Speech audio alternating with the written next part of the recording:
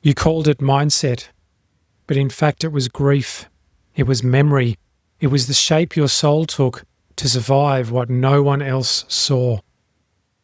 Now, the self-help world would have you believe that you're broken and need to be fixed, that your thoughts are wrong, your beliefs are distorted, and it's your mindset that's the problem. And if you could just upgrade it and up-level, if you could rewire, reframe, refocus, you'd be free. But here's what they don't say. What you call mindset might actually be a wound, an adaptation, a grief you haven't named. And until you see that, you'll keep trying to fix yourself when you were never broken to begin with. Let's be very clear. You didn't think small because you're lazy. You didn't sabotage because you're weak. You didn't play safe because you lack ambition.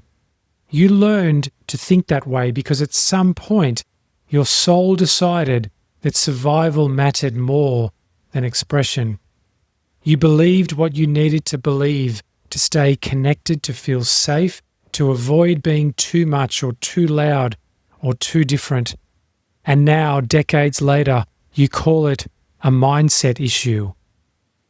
But it's not a flaw in your thinking. It's the echo of who you had to be.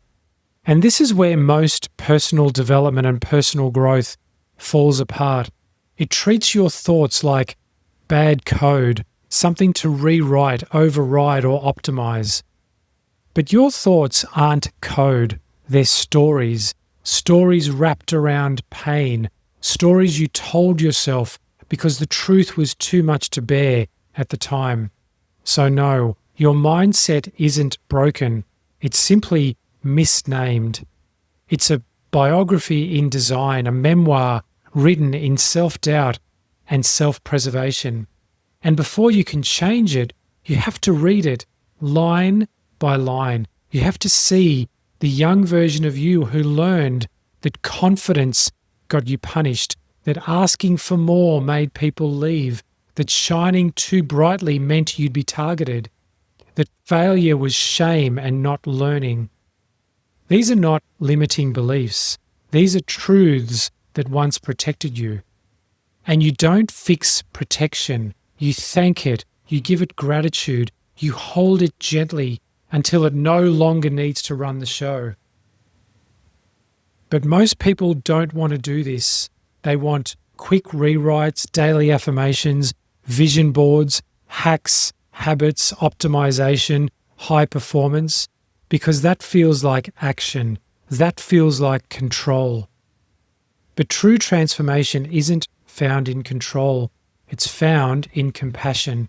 It's found in the sacred moment you say, of course I learned to think this way. Of course I played small. Of course I doubted myself. It was never stupidity. It was strategy. And the body remembers. The body remembers what your mind tries to fix. It remembers the room that went cold when you spoke your truth. The teacher who laughed at your ideas. The friend who left when you needed too much. The silence after you asked to be loved without shrinking. And until you honor those memories, you will keep circling, trying to change your thoughts while your nervous system lives in the past, trying to be fearless while your body flinches at every perceived risk, trying to be abundant while your soul is still recovering from scarcity that no one saw. So stop calling it a mindset issue. Call it what it is, a map, a memory, a collection of truths that were once too costly to speak. Only then can you begin to shift, not by forcing new thoughts, but by telling the truth. The truth that you're still angry, still grieving, still scared to shine because last time you did, you were exiled. The truth that your mindset isn't the enemy, it's a guardian. And like all good guardians, its time will come to step aside. But it won't leave through force. It won't yield to shame. It will soften only through witnessing.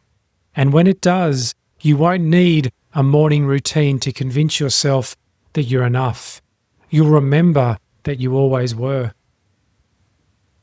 You'll begin to think new thoughts, not because you practice them in some kind of mantra, but because you became someone who no longer needs the old ones. This is not mindset, this is metamorphosis. And it begins the moment you stop trying to fix and start remembering. You're not thinking wrong, you're simply remembering wrong. Welcome to The Architect Speaks.